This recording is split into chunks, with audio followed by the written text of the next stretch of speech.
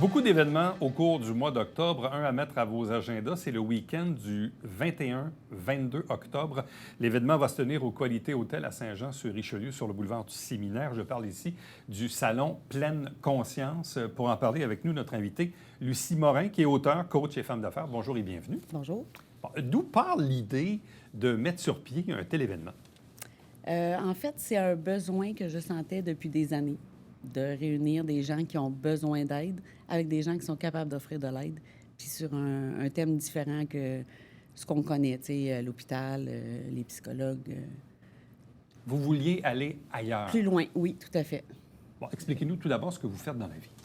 Ce que je fais dans la vie, je suis présidente de ma compagnie en administration. Ouais. Puis je suis aussi organisatrice du salon. Je suis autrice nouvellement là, depuis 2023. Mon premier livre vient de paraître. Bon, et que dit ce livre? On est dans quel domaine d'expertise? Le livre, en fait, c'est mon vécu. C'est des trucs personnels que j'ai eu besoin de libérer. C'est ce qui m'a amené à mettre sur pied aussi le salon. J'ai marché le chemin. Je sais maintenant qu'il y a d'autres outils qui peuvent aider les gens, surtout santé mentale, physique, globale. Santé, pour moi, la santé, c'est pas juste soigner le petit bobo physique qu'il y a.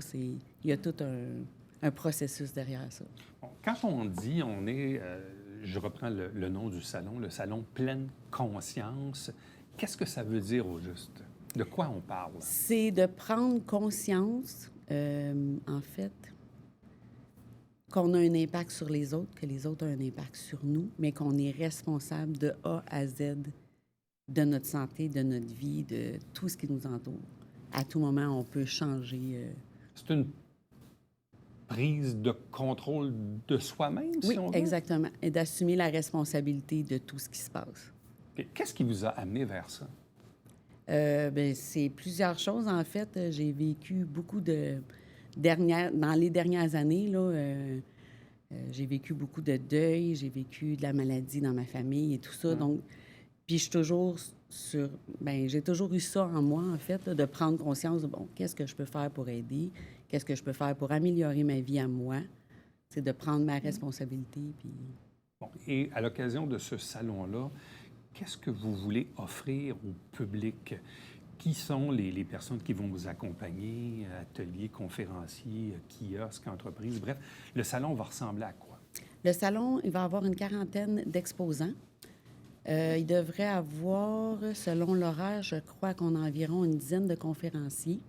Puis ça peut être autant de la numérologie, comme ça peut être une massothérapeute, comme ça peut être quelqu'un qui fait de l'édition de livres, qui peut vous aider à écrire.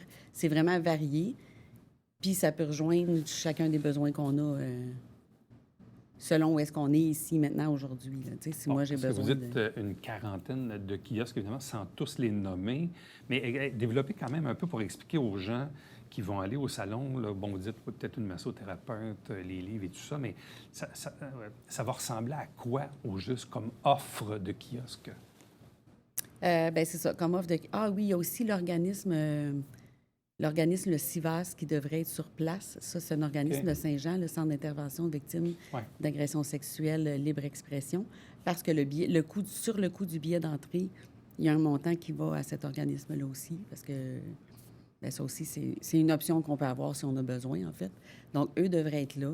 Mais comme je dis, c'est vraiment plusieurs domaines variés. J'ai essayé d'avoir une personne par domaine pour offrir un plus de services, justement, un plus de... Et quels sont les domaines visés comme tels? C'est pour aider au niveau physique, pour aider au niveau de notre esprit, notre santé mentale.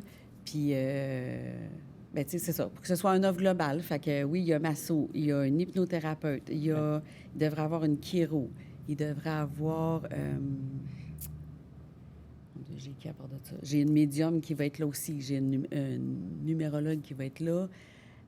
C'est ça. Fait que, comme je vous dis, j'ai pas retenu toutes les 40, là, mais c'est vraiment des domaines variés. Et ça, c'est des gens qui sont dans votre réseau de contact, des gens que vous connaissiez ou des gens qui ont su que vous mettez sur pied ce genre de salon-là. Je ne sais pas si ce salon-là existe aussi ou semblable ailleurs au Québec ou duquel vous vous êtes inspiré, peut-être?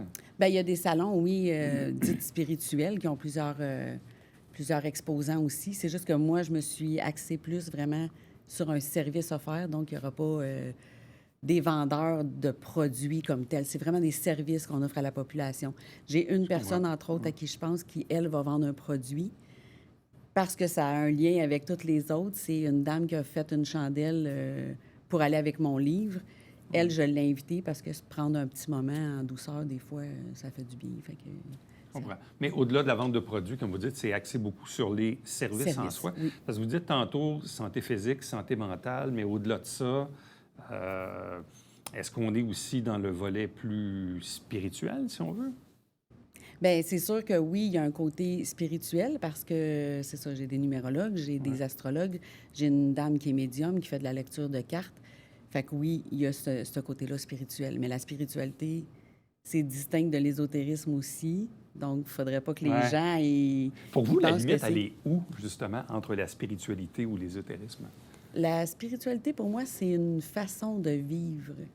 C'est pas une religion. Tu sais, l'ésotérisme, c'est plus rattaché aux religions et tout ça. Moi, la spiritualité, c'est une façon de vivre. Comment je peux être une meilleure personne, comment je peux apporter du soleil à quelqu'un qui en a besoin, comment... C'est plus à ce niveau-là.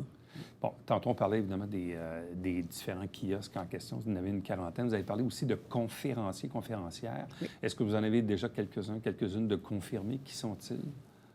Oui, j'en ai confirmés. Par contre, j'ai pas pris le temps de vérifier.